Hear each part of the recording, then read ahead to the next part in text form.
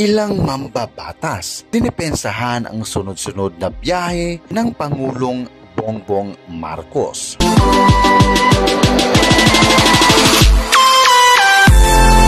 Dinipensahan ng ilang mambabatas sa Kamara ang sunod-sunod na foreign trips ni President Bongbong Marcos kasunod ng pahayag ni dating Pangulong Rodrigo Duterte, puro pasyal na lang umano ang Pangulo.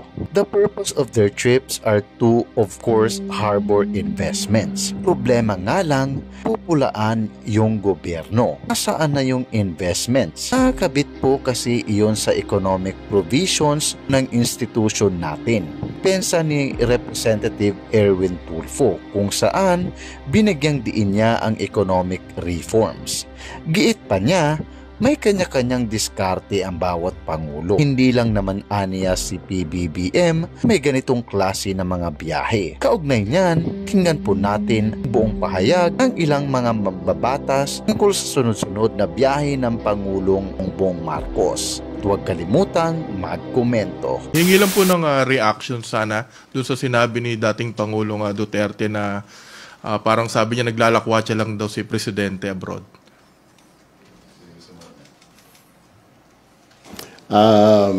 Well, kung titignan ho natin, iba-iba ho yung strategy ng bawat administrasyon. Papansin natin, GMA, sinasabi din na maraming mga biyahe. Si ERAP, well, dahil short-lived lang yung kanyang term. Si Pangulong Duterte, hindi masyado, ilang bansa lang. Well, knowing naman kasi kaya hindi siya makabiyahe dahil maraming not welcome siya sa Europe, di ba? We all know that, di ba? And even sa United States. So, limited yung travel ng Pangulong Duterte sa Asia, China, Japan, at yung mga kaibigan, Russia. Kaya limited ang biyahe ng Pangulo. Actually, kung titingnan natin, we in the media know, we know about it. Ano po bang ginagawa ng Pangulo? I mean, Pangulo goes out of the country to get investments, to secure investments. Siguro, yung mga kasamahan ninyo na kasama ng Malacanang sa mga travel, you can ask them, ano ba ginagawa ng Pangulo doon? Fidel B. Ramos, same thing. Ganun din. Si Cory, hindi masyado, not much. Then you have Fidel B. Ramos, na biyahe din. And then after that, yun nga si ERAP. And then GMA, biyahe. And then si Pinoy, may mga biyahe din. Si Pangulong Duterte, wala masyadong biyahe. So, bawat administration, kanya-kanyang strategy. And the purpose of their trips are to, of course, to harbor investments, makakuha ng mga investments. Ang problem nga lang, napupulaan yung gobyerno, nasaan na yung investment? Ang problem ho yung investments ho natin, nakakabit po kasi yun sa economic provisions po ng Constitution natin. Paano ka ho mag-i-invest kung ako? Kahit ikaw siguro, sir, pag pumunta ka doon sa isang lugar, sasabihin ng mayroong resolution ng konseho. Abante, kung gusto mo mag-invest dito, meron kami mga kababayan dito, makisosyo ka na lang, pero 60% yung sa amin, 40 ka lang. Pera mo, papayag ka ba na 40% ka lang? 60% nung wala namang laway lang yung ginamit ng kabila.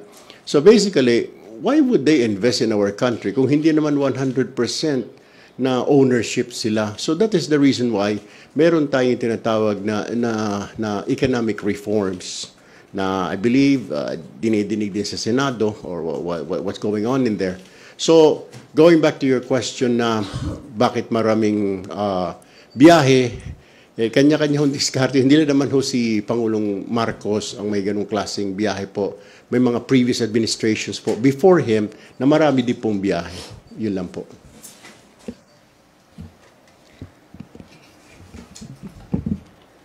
Pasyal nga ba? Globalization is actually the key in every leader who would like to manage his country.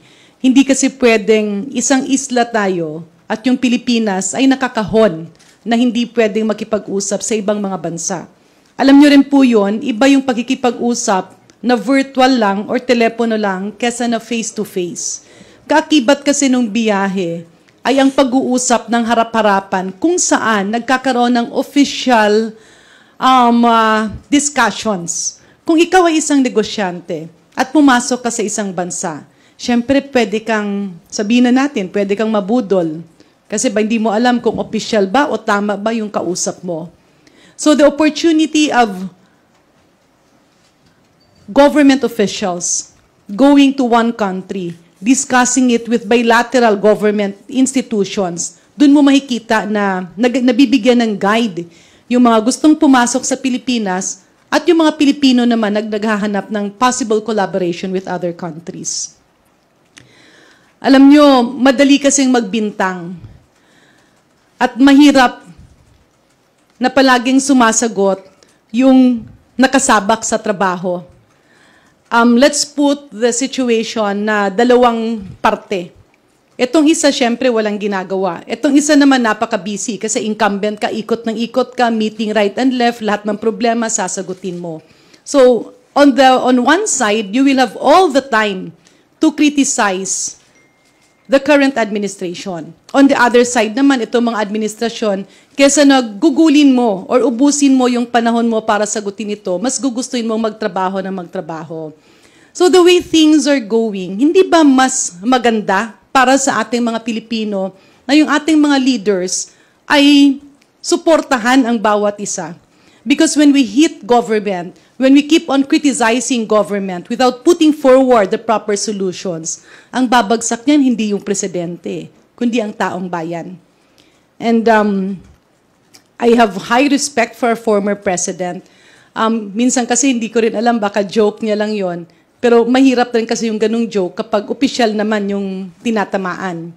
Now, kung hindi lumalabas ang ating mga opisyal at kung hindi makikipag-usap ang presidente sa iba't ibang mga bansa, especially when you go there and you don't only talk to the president, but you endorse tasks to other officials and to other stakeholders, pagbalik kasi nun, dun pumapasok yung lahat ng staff work. So if you don't initiate that relationship, anong mangyayari sa Pilipinas?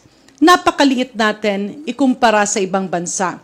Napakaparami pa nating islands, so mas mahirap yung cost on managing the economy of a multiple island country. Kaya kailangan natin yung mga kasangga.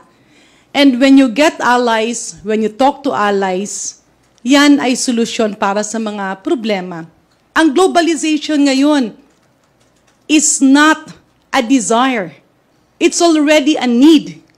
If you don't liaise and talk to other countries, if you don't partner and foster relationship with other countries, mas lalo kang may iwan. At bilang presidente, kung payagang mong maiwan ang Pilipinas, nako, talaga namang magagalit si Juan at si Maria de la Cruz sa'yo. So I believe maybe it was a joke out of the former president's mouth, or if he was serious, maybe it's a